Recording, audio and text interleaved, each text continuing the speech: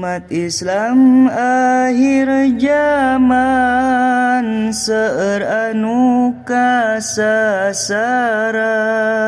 ucap lampah patekadan seueur pisan pamusyrikan musyrik kupur pamurtadan tos jadi kabiasaan teu ieuh jadi pikiran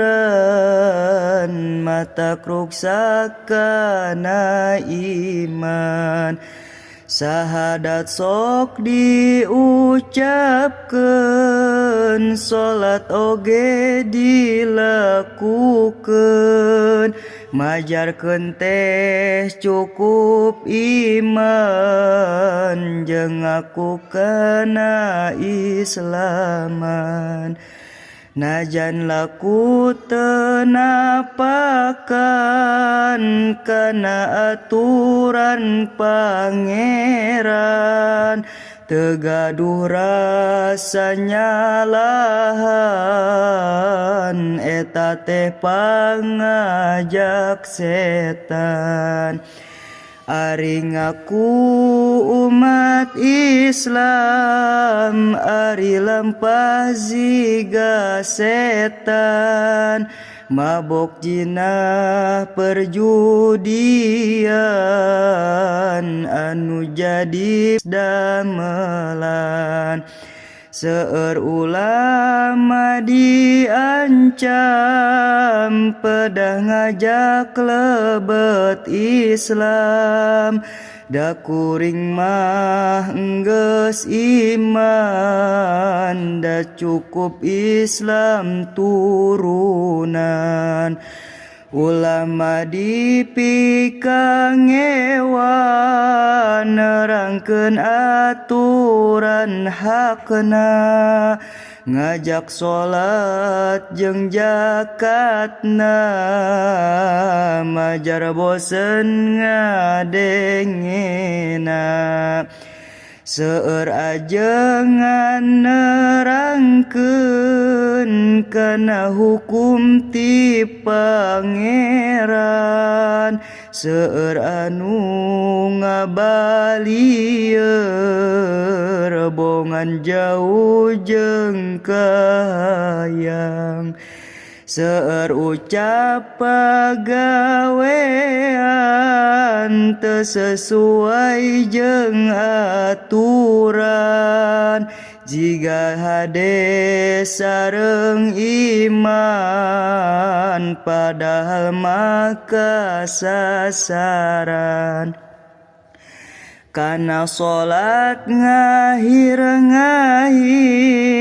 majar pamengpi damelan nyiar dunya sesepan salat narek dikodoan seueur parentah pangeran anu kedah dilakonan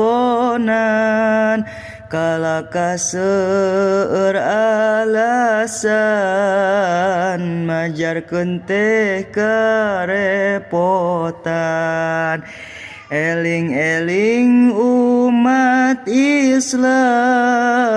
sing eling kana aturan parentah Allah lakonan parentah setan singkahan mun hirup hoyong salamet iman urang masing kuat parentah Allah sing taat sanajan karaosna berat Al-Quran tong dijauhan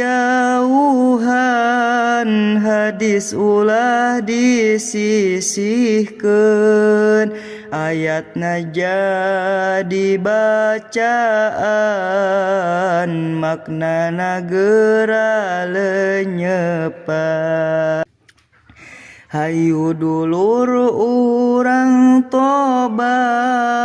mempeng urang masih sempat, ibadah urang sing ningkat,